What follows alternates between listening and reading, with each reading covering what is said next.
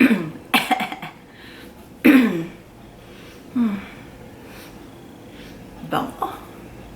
Okay.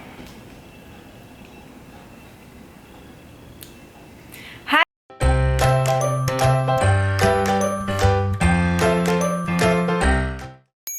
Hi, this is Elle and welcome to another video. As you can see sa title natin ngayon, ang topic natin is how to create a Korean-inspired room. So, sa mga hindi nakakaalam, ano ba yung Korean-inspired room? Actually, pareho tayo noon dahil naka-receive ako ng mga messages DM. Parang, Miss Elle, gawa ka naman ng mga Korean room, ganyan. So, parang ako, ano ba yung Korean room na yan? So, nag-research ako, chinek out ko, and sobrang cute nga niya, like may pagka-minimalist siya, ang linis lang tignan, pero at the same time, hindi siya sterile, very warm and cozy pa rin siya. So, nagigets ko bakit ang daming sobrang nai-in-love sa ganung look ng mga room. Wala, parang ang sarap niyang tirahan, yung ganung feel ng bahay, ang sarap mag-relax doon. So, yun yung topic natin na i-discuss ko ngayon sa inyo. Bibigyan ko kayo ng step-by-step guide kung paano nyo rin ma-achieve yun sa sarili nyong mga bahay. Pero, disclaimer lang, hindi ko alam, like wala akong idea kung ano talaga like yung actual na Korean interior design, ano yung sa culture nun, ano yung ganyan. Hindi ito yun na.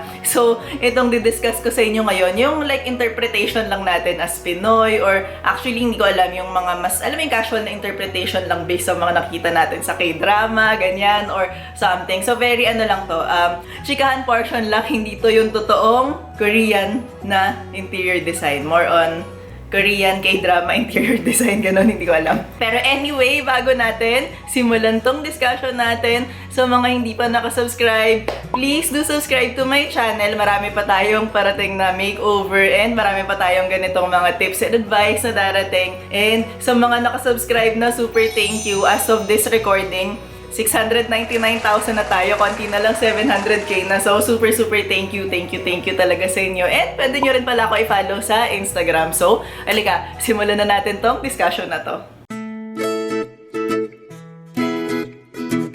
So, unang-una sa lahat, ang napansin ko sa lahat ng Korean-inspired room is, ang walls is mostly just white or ivory color or light cream or beige. Yung very ganun lang, very soft lang yung walls natin, very neutral background. So, dun kayo magsimula sa pader nyo. I-paint nyo siya ng ganung klaseng mga colors. Then, number 2 naman is yung finish ng mga ibang elements, ng ibang mga furniture is mostly light wood or white or light color lang ulit. Parang kunwari yung side table mo, light wood, or yung bed, ganyan. Tapos yung mga shelf, kung hindi naman light wood, puti lang, or basta very calming lang kasi meron certain appeal yung light wood. Hindi ko alam, di ba very ano lang siya, nakaka-fresh, tapos nagko-complement lang siya dun sa white wall or sa light wall na nagpa-pop pa rin siya against dun sa wall, pero at the same time, hindi siya sobrang layong contrast. So, number 3 naman is, pagdating sa mga furnishing natin,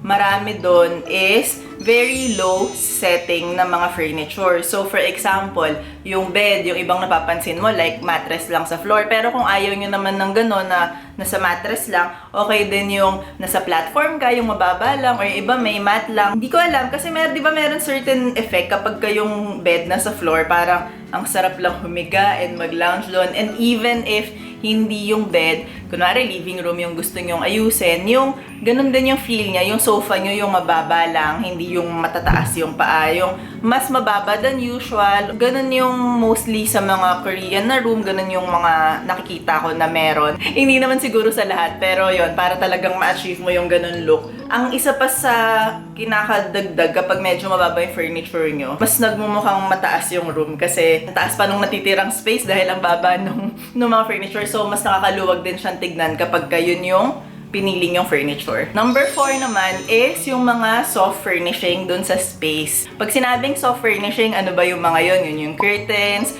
yun yung mga bedding, yun yung mga throw pillow, well, literally as in yung mga soft na mga pang-furnish nyo dun sa space nyo. So, pagdating sa mga curtains, ang napapansin ko sa mga Korean aesthetic na mga room is very soft na white, very flowy. Yun talagang mga sheer, or kung hindi naman yung mga ivory na linen, yung mga ganyan na parang pagpasok mo ng room nakakahinga ka lang dahil kapag ka umaga or alam mo yun, pag may araw pa, nagfi-filter ng maganda dun sa room. Yung may glow lang yung window mo. So, yun yung napapansin ko pagdating sa mga curtain nila. Tapos, pagdating naman sa mga bed, yung may mga comforter ka na ang fluffy, ang soft. Kasi, wala, ang nakaka-cozy rin talaga yung ganon. So, imagine niyo, 'di ba, yung bed mo medyo mababa lang, tapos meron kang nakalatag dun na very soft and fluffy na comforter na talagang meron lang siyang calm na effect, ganyan. Tapos, lagay kayo ng mga rug, nakaka-soft din lang ng floors or mga pillow, ganyan. So, marami lang siyang soft furnishing na nakakadagdag ng coziness factor dun sa space talaga. Number 5 naman is lighting. Kasi hindi lang sa Korean room to, sa lahat, very important talaga ng lighting dun sa room. Pero, ayun, napapansin ko rin, pagka mga Korean-inspired room, ang daming iba-ibang sources ng ambient light. So, parang kunwari sa side table mo, may lamp, sa tabi ng sofa, dun sa corner ng room. Meron mga soft na ambient light na pagdating ng gabi, dahil yung room mo, di ba, very neutral, parang meron kang light na walls, light na mga curtain, very ano lang siya, soft lang lahat. Tapos nag-glow lang sa iba-ibang part ng room na nakakadagdag siya talaga dun sa cozy aesthetic na habol nung ganitong look. Number 6 naman is you can add texture or color or pattern pagdating sa ganitong klaseng room. Hindi naman to lahat very neutral lang. Nakakita rin ako ng mga playful na touches sa mga ganito. So kung trip yun yung mga ganong look, ayaw nyo na talagang lahat beige lang or ayaw nyo ng neutral lang, okay lang yun. Dahil marami pa rin option na ma-achieve pa rin natin to yung ganitong feel.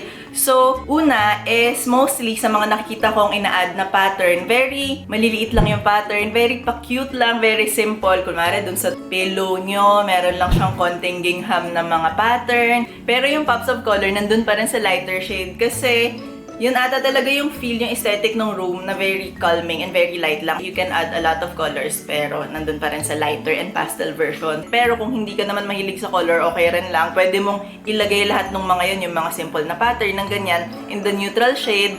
And maglagay din kayo ng texture kasi dahil nga yung color natin very simple, para hindi siya boring, para meron konting layering na nagaganap sa room, mag-add kayo ng texture. Number 7 naman, aside dun sa sinabi ko nga kanina na pwede kayo mag-add ng iba-ibang color or something, is meron kayong gagawing mga cute na vignette dun sa iba-ibang part ng room. So, ano ba yung ibig sabihin ng vignette? Yun yung mga merong parang ganyan, yung meron kang isang corner na cute. Pero ito, hindi yan Korean style kasi very ang daming kulay na nagaganap. Pero alam mo yung ganon, kunwari, meron kayong dresser, sa ibabaw niya meron kayong mga cute na nagaganap, yung side table mo, basta meron mga iba-ibang corner na naka-style siya. Pero at the same time, ang napapansin ko pagdating sa Korean rooms is yung styling is very random and very casual. Napapansin ko, kunwari, meron kang frame sa table, nakasandal dyan. Dito sa ibabaw ng kama, meron lang isang nakasabit na artwork or na mga wall hanging. Hindi mo pupunuin yung wall mo ng mga decoration. Very simple lang. Meron ka lang iba-ibang mga cute na gaganap sa iba-ibang corner ng room. Yun yung vibe talaga ng space na meron siyang relax and casual na atmosphere. So, sa mga gustong ma-achieve yung room na yon, good luck. I'm sure kaya-kaya nyong ma-achieve yung